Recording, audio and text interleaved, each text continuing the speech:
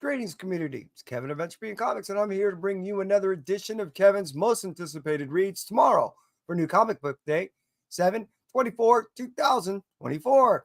And here we are once again, and here we are once more. And I appreciate you even so much more that I couldn't even say, but that in which to you I adore. I'm stealing everything I can from Legend, and I appreciate you, dude. And before I continue, I want to acknowledge those that are there. Christina, I appreciate you dancing with me. And Las Cruces, I hope all is well with you, sir. I appreciate you guys being here. And to those of you that are here with me on the live, and to those of you that catch me on the rewind, Jigs, I appreciate you, buddy. Hey, Ben, how you be? I know it's a little bit late, and I appreciate you guys hanging out with me. So let's get right into it. All right. DC. Actually, I didn't want to skip the whole EC thing, and I was about to, but look, see, DC's kind of going retro, and they're bringing out the whole EC. They're doing it with the Abyss.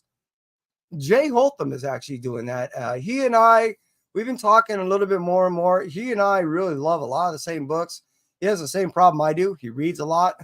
The difference is that he also writes, and he is actually writing this along with, I believe, Karina and a few other people. The beauty about this book is it's tried to touch on some nostalgia in which that many of us remember with the old DC stuff. That's what they're doing, and I am looking forward to jumping into it. I do want to get the book signed. There's a signing event happening right now at Revenge Comics and Pinball. I can't be there. I just got off work.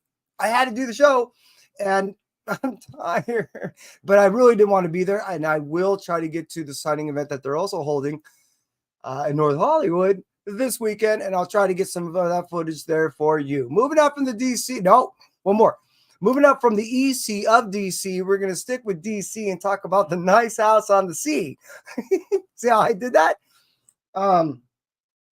This is another tie-in book that jumps off and is slightly different from the Nice House on the Lake in the sense that, yes, it's modeled after and it will be written in the same stylings. But the idea is to give you a little more expanded view and how really this was affecting more individuals outside of who we initially thought.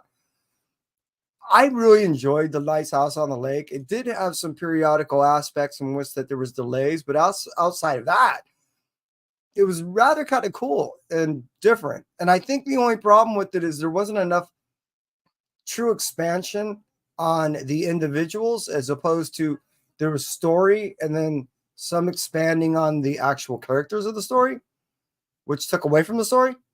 And then there was story again. And then we were kind of preoccupied with the individuals. So it wasn't as smooth in the continuity, especially when it was lacking on the fact that it wasn't issued on a regular basis. I'm not sniveling as much as I'm saying that may have given some individuals the inability to enjoy the story for what it really was by the trade. So not only am I saying, if you really want to get into this, buy the trade of the original storyline, Nice House on the Lake, but Nice House on the Sea, issue number 1, is coming out 7/24/2024, and I'm really looking forward to that book. Now we're moving out from DC. We're going to talk about Mad Cave Studios. Mad Cave is going to go ahead and bring us Flash Gordon. I didn't do that right. Let me try that again. Flash. A little bit better. This is, again, another one of those books that I really wasn't expecting to pick up. After New Comic Book Day, and I ended up reading issue number 0, which was the idea behind it. It was really kind of tapping into the nostalgic stuff. My father and I used to listen to radio programs. And then after that, I stumbled across some of his comic books and realized those stories came from those books. Hence, beyond the actual movie version, Flash was the comics and it was the stories that was being acted on radio. That I remember. That's why I'm buying the book. Not necessarily because of the movie. It is a leap off the movie and all that other stuff, but Yeah, I'm just buying a little bit of nostalgia and hanging out with dad as I read this book. This, Dick Tracy, and a couple of these relaunch books of the yesteryear have really been hitting it hard for me, and I've really been enjoying it. I think the only thing I'm missing is the shadow. So that's why, again, from Ad Cave, even though they've been releasing these off the wall books, they're really tapping into a lot of my kid stuff. You know what I mean? G Force and now Flash Gordon and Dick Tracy. I really been enjoying outside of just reading, kind of reading it, along with my dad, or just remembering me being a kid watching and sitting in front of the TV. So that's what I'm also reading, is not just the story. So I guess that's why sometimes when some of these people talk about reviews, how they didn't enjoy the story, the art was this or that, I guess I'm doing it through lenses of youth. So I guess that's something as a disclaimer, I'm conveying to you. If you're like me and kind of older and you're actually reading these books, not necessarily because of the content, because of what the content represents, then I am telling you right now, Flash Gordon from Mad Cave Studios, issue number 1 coming out tomorrow, is for you. Moving out from Mad Cave, let's talk about Boom Studios. Boom Studios is giving us another Berserker book. Face full of bullets. I don't know how I feel about this. My understanding is that they may end up utilizing some of this to actually be in the Berserker thing, or part of the anime or something like animation or something like that. I know Keanu has been talking a lot about this book in particular. I'm not quite certain why. Initially, I wasn't going to get it, but I did pre-order 2.5 months ago. Like I said, they've been filling us with so many of these filler stories, after which a great story was already told. I don't know how I feel, so that's why I'm really anticipating this thing. I do want to get into this thing, and I hope it lives up to what Keanu keeps saying this is going to be. So that's why it's really one of my most anticipated reads. Let's move out from that. Berserker, Fates Full of Bullets, issue number 1 coming out tomorrow. Let's talk about one I'm dying to read. Seriously, Uncanny Valley, issue number 4. When I was talking to Tony about the story, the writer, he initially pitched this as a 12-issue maxi series, which I believe there was a little reneging on the side of Boom, and they're chopping it down to a 6-issue mini. God, I wish this was 12 issues. I'm hoping they actually made some type of in-between type of, I don't know, like meeting halfway. Maybe we get 8 issues. That'd be awesome. What I'm really getting at is this story is a story of a half cartoon kid that is being pursued by cartoon maniacs because he's a hybrid. And overall, everyone is trying to bring him to this one individual. His grandfather, these cartoons. His grandfather is a cartoon. His mom, who's in pursuit of him. Overall, it seems like it's culminating to try to get him to this one individual place, which all of them are trying to get him to this place.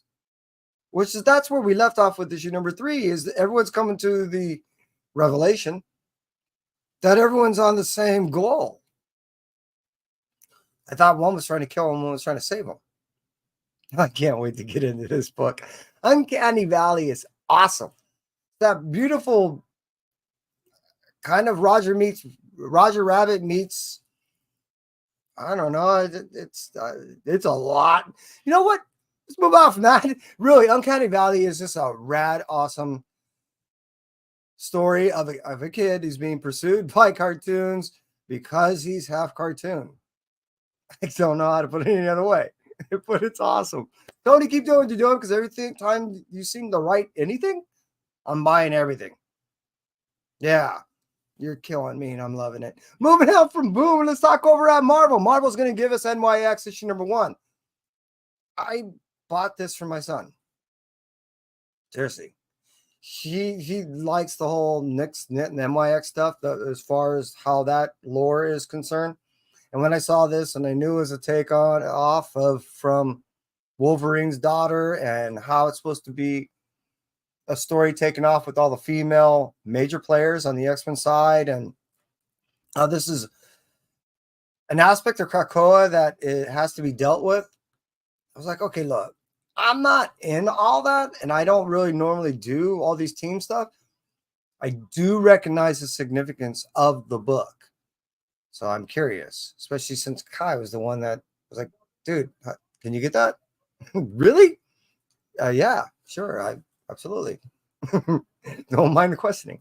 So I am curious of what this book is all about. I'm already hearing interesting reviews, especially those of us that are hardcore X-Men fans. They don't know what to think of it.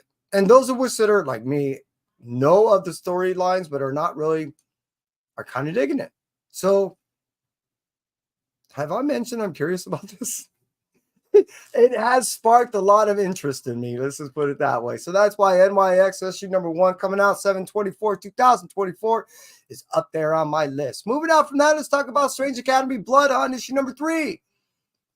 I don't care how Strange Academy gets to me. As long as I have it in my little hands, I'm happy. Seriously, there's no other thing that I find some more enjoyable than reading a good Strange Academy book.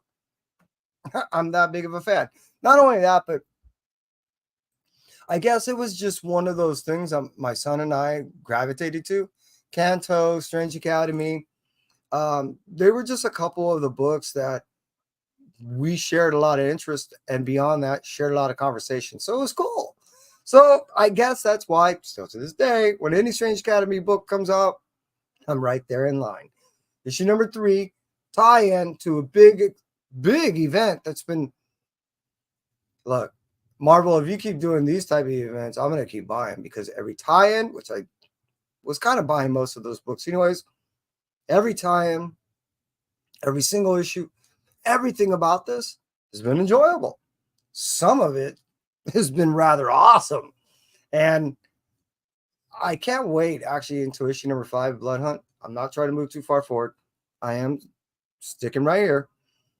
And the only reason why is I know it's touching on all these aspects. So that's why Doctor Strange and again, Strange Academy, and how all this has been, the magic aspect has been tying in.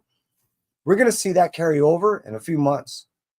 Watch what happens when we start getting into some of this Venom stuff, Spider Society and all that. We're going to start seeing more of these individuals, players from Strange Academy play into this. It's a new element. It's going to be integrated. I'm just saying. Moving out from that, Strange Academy, Blood on issue number 3. Excuse me. Venom, Separation Anxiety, issue number 3. This, these old stories of the 90s version of the blue, purple man taking on, well, it almost has been blue since he's taking on the purple and the black. And he's modifying this symbiote into a new and different way. David's doing a good job, and I really feel that since he's been back writing these Venom stories, he's having a lot of fun. And being that he's been able to expand on stories in which that, in his own opinion, had gaps, it's just been allowing him to be able to play. And I've been enjoying him playing with these characters that were initially told of yesteryear, again, talking to my youth, and being able to be played with in a way in which that he enjoys today. And I've made mention many a times before, I appreciate when an individual creator, writer, is allowed to be able to be creative. This is some of the stuff that we as readers get to enjoy, because beyond just the work, it becomes a passion type of project that does convey. It does translate. You do, it seems it resonates. And I'll actually get to that when it comes to the Blue Light Special, because that's exactly why I chose that as my Blue Light Special, because you do, in the case of what I'm talking about now, to draw a correlation, you do get to feel some of the passion behind the writing of the individuals doing the creativity, as opposed to just an individual putting in their time and just passing in the pages. And that's actually, in my opinion, what I've been able to get from Venom Separation Anxiety issue number 3, or from the series. And I'm waiting for issue number 3, because in my opinion, what I've been able to get is a person just enjoying to be able to write again. That's pretty cool. Moving out from that, let's talk about Venomverse Reborn. Yeah, I know. You guys know I'm a symbiote slut. So when we're talking Venom, I'm going to get it all. Wait till the summer hits. You guys are going to be so, ugh. So anyways, Venomverse is, it's essentially, it's your Spider-Verse stuff. And it's another anthology thing. The cool thing about this is we're getting a little mini. Yeah, I know we keep getting the kid versions and all this. We're getting a mini Venom. I mean, how cute is that? I don't even buy little things, but I want. Anyway, so the book comes out tomorrow, and I want to read what this little mini Venom is all about. It seems cute as hell, and it's already got me tickled black. And I can't wait to get into this book, particularly actually just for that one story. But the rest of the stuff, Venomverse, much like the Spider-Verse, it's kind of cool. And it's kind of what I was talking about before. Individuals make these pitches to Marvel and say, look, I got an idea of a what if, essentially. Let me play. This is what it is. What do you think? And Marvel, more times than not, said, no. But when they do stick, because everyone's just kind of spitting against the wall, this is what we get. And I like this kind of stuff. You know, especially if we're spending $6 and you're going to give me 3 stories, that's $2 a story. That's a deal. Moving up from Metaverse Reborn, issue number 2. Let's cruise and sticking with Marvel. And with the last book of their publishing company coming out from my anticipated release for me tomorrow, 7/24/2024, is Wolverine Blood Hunt, issue number 4. I've been mentioning I'm buying all the Blood Hunt tie-ins. It's been good. It's been enjoyable. Wolverine is actually is one of those exceptions that I was making mention is really, really good. This Wolverine is a badass, man. And the cool thing is he's a little bit more systematic than I normally find him. Yeah, he'll sometimes catch himself and stop himself, and you get a little bit of methodicism behind what he does, but more times than not, he's Wolverine. You know, if he gets a little blood, just if he starts getting into a wet work situation, he just gets blood and gored and he can't stop. And when I get to see, in the case of what I'm talking about now, a Wolverine that is a little bit more strategic and understanding of how to utilize his weaponry and actually go to the heart of what's going on. That's actually been really cool because it's been making him a rather bigger player in this Blood Hunt saga that I really initially I thought it was gonna, you heard me in the beginning, say it was going to be Bree all along. I've been shocked at how little Spidey's been playing a role, other than it seems like mostly damage control and saving people, and how major of a role that Wolverine's been playing. Can't wait for Blood Hunter stuff coming out. I mean, all the stuff shooting out in different ways is awesome. So that's why, again, Wolverine Blood Hunt issue number 4, I'm really looking forward to it. Just read 3 just night before last. So, I mean, I caught up on everything. I'm only a month behind now. Seriously, that box right there is, anyways. So, Wolverine Blood Hunt issue number 4 coming out tomorrow, 7/24/2024. Moving out from that, because I've been hanging out for a while, let's talk about Dark Horse Dawn Runner issue number 5. This takes care of this cool little story from Ron V that tells about mech warriors that you kind of like Pacific Rim. You go ahead and you put yourself into one of these things and you allow it to tap into your neural system, and you are one with essentially this mech warrior, and you're fighting kaijus. Again, very kind of Pacific Rim. These things invaded Earth, and they've pretty much put most of our human civilization in a little walled up area. And the only way we can kind of deal with the fact that they're slowly moving in and taking us out is we make a sport out of the fact that these mech warriors are protecting us and killing these things. And people are just kind of preoccupied by the fact that, I don't know, we're slowly coming to our own doom. Here we are, issue number 5, and it looks like kind of impending. I mean, I don't know where you guys are going with this, but I'm a little freaked out. Is this the end of the world and kaijus are taking over? In the midst of all that other stuff, this chick who's a pilot, keeps shifting back and forth between timelines. And I'm not certain if it's from a future, which I believe it is, of a possible one that's happening or one that is impossible to happen. And I think this is going to answer all those questions. So that's why issue number 5, Dawn Runner by Ron V. It's really something totally different. It's not his normal stylings. He's co-writing it. It's just totally different and unique. It's been very enjoyable, and it's been taken a lot of me to really wrap my head around everything that's been transpiring. It's not difficult. It's just thick. So moving out from Dawn Runner from Dark Horse, issue number 5, which finishes it all out. We're going to talk about IDW TMNT, Teenage Mutant Ninja Turtles by Jason Aaron. Okay, this almost made my Blue Light Special, and you guys out there are probably going, wait, this was supposed to be your Blue Light Special. How you've been pumping this thing all this time? You're right. And I'm going to get signatures, and Mike Choi I'm going to meet, and you're correct. I just got inched out by the one that you're going to hear, and I'm just going to tell you why down the road. But yes, Teenage Mutant Ninja Turtles, it will be the second book that I end up reading. I mean, it's going to be right there on top. And I probably going to be sitting there going, which one? And I'm not going to be wearing. Anyways, yeah, I'm dying to read it. And especially after just reading what Jason just released on Namor. Are you kidding me? No one was buying that until everyone was buying it, realizing how good he wrote it. I believe the same thing is going to happen with this TMNT. I know it's going to happen. Everything I ever buy from, again, Jason, everything. I just finished Once Upon a Time at the End of the World. And it is the best love story I've ever read. Hands down.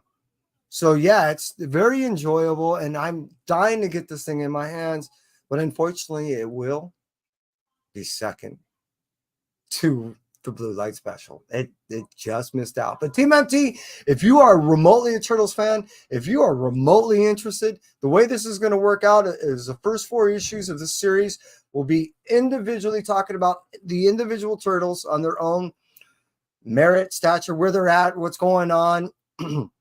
It'll build them up to the overall storyline down the road. We get Raphael at first. It will be a consistent writer down the line, Jason. It will be a different artist with each individual turtle. I hope that they integrate that into after issue number 5. And I don't know if they're going to do that with Splinter, but what I am hoping that is we get as many as 5 or 6 different artists doing the actual individual turtles, along with meaning all different characters, all different artists, and then we get a separate artist doing all different backgrounds. Much like they used to do cartooning in the old days, this is how I'm hoping this book gets put together. Not only will we be getting a very consistent book, but we're going to get a book from contributors that really know their jobs, and we're going to end up getting something that's going to be another one of those passion projects. I'm digging that, seriously, and that I'm looking forward to greatly. So let's move it out from IDW and let's cruise over to Image. We still got books to go through, and let's talk about Local Man issue number 12. Damn, Tony, you're doing a damn good job, and I can't say enough on how well you're doing it. I've been enjoying, again, everything you're writing, and you're just killing me. But here we are in a beautiful world where you're writing everything that I'm loving. So I'm going to keep buying it, and I'm going to keep enjoying it. Local Man is a story of basically a superhero that's down on his luck. He got kicked off his team in a 90s motif style writing and fashion, and it really touches on the heart. It really talks about real subject matters. It really talks about some effed up stuff, and it talks about it on a very street level. So it's not talking down to you. It's not talking in a way that you have to sit there and decipher anything. It just talks to you in a way that reminds you of a good friend telling you a good story, and it never wanted to stop. And that's how this story keeps coming across. And that's why I think for those of us that have been reading it, have been enjoying it. Because sometimes you just want to hang out with a good friend and have a good conversation. And Local Man is that great story. It's just been awesome. So again, Local Man issue number 12, coming out 7/24/2024. It's pretty high on my list. Moving on from that, we're going to talk about Universal Monsters. Creature from the Black Lagoon Lives, issue number 4 of 4. One of the longest titles of any book I've ever read. And I never was a Creature from the Black Lagoon, Man Thing, Swamp Thing. I was never any I was yeah. And now that I've actually read something in its entirety, I get it. And it's enjoyable. I understand why initially these things found their audience and why their audience was so captivated by these stories. I too, after issue number one, was just dying for issue number two. And what I found is it's also written in a very in a form that I'm very familiar with. So it seemed almost scripted. So at the end, it almost came across as like a soap opera where it left you hanging and you had to fill in. You were just dying to get your hands on that book to go ahead and not necessarily start the next chapter or aspect, but to kind of continue. And that's the feeling I'm getting. And that's why I'm dying to get to number 4, because it seems like I wasn't reading in issue 1, 2, or 3 as much as I was just reading places where they stopped the story. That's how it felt. And I'm dying to get to issue number 4. So again, Universal Monsters, Creature from the Black Lagoon Lives, issue number 4, coming out tomorrow, 7/24/2024. Let's cruise out from that. We'll talk about Void Rivals. Oh my God. I didn't write down the number. If you know what, put it in there. I want to say it's 11. Has to be 11. Anyways, Void Rivals has been one of my. Please put it in there. That'd be awesome. It's been one of my most enjoyable aspects of the Energon universe. It's been the start. It is the hub. It is 2 characters that we've been following, and now it's finally expanding on to the Transformers, in the sense that we are now understanding that these 2 individuals that we're seeing of 2 different civilizations initially started from the same civilization, decided to be able to divide. We're still finding out the reason why. I have my own suspicions, and it's coming to fruition, my suspicions, in the sense that I'll give you my quick little theory, that the technology that was given to them by these Transformers when they discovered them, and probably in some like passed out form, and like us, we was taking aspects of them and reverse engineering it to further our own technology. 1 or 2 or whatever woke up and decided it was best to go ahead and divide these 2 civilizations, keep them on there, and what the ring being essentially ran by Energon technology, Transformers are able to manipulate these beings and to do what they want to be able to further their own personal objective. And it only works as long as they keep these civilizations apart. I'm telling you, Void Rivals has been really awesome on its own merit. And being that it ties into something that is just as expansive and deep and enjoyable as this primary story, meaning we're talking about Transformers, and we're talking about G.I. Joe, and we're talking about Cobra Commander, and we're talking about everything that's been coming out of it. This world, which I initially never really delved in too much as a kid, just watched the cartoons, is totally not only for adults, squishing little people like they're nothing, like grapes, but is so geared to our kid adult that I can't get enough. And that's why Void Rivals, being the beginning of it all, is actually one of my most anticipated reads. However, the one that beat everything out is, again, another Tony Fleets book. Feral, issue number 5, from Image Comics, from Tony Fleets. It's been one of the most enjoyable reads I've ever come across. The only thing I can really give any type of comparable feeling that I've been getting through the invoking of these stories is Kanto.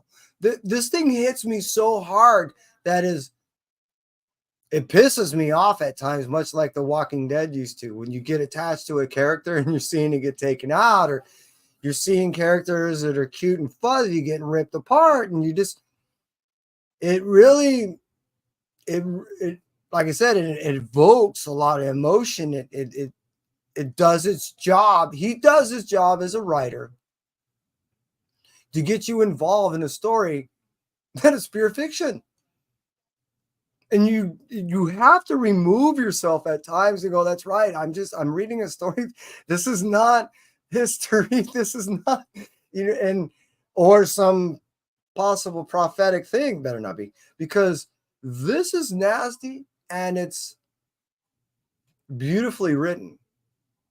And that's the thing, is when something is so inviting to read and you can't put it down, but you know that every turn is something that you don't want to necessarily see is going to happen. That is an interesting place to be. And again, that's what Tony's been able to do in the majority of his writing. But I think he's been able to best emphasize it in this series. If you're not reading Feral, I highly recommend it. It's an ongoing series. And I believe by the time people really start hearing about how good it is, it may become a TV series. And then people are going to start looking for these books, and they're just going to be stupid expensive. Just like the way and how good Stray Dogs was and how expensive those books got initially, I believe these books are going to head towards that direction down the road. If you're remotely into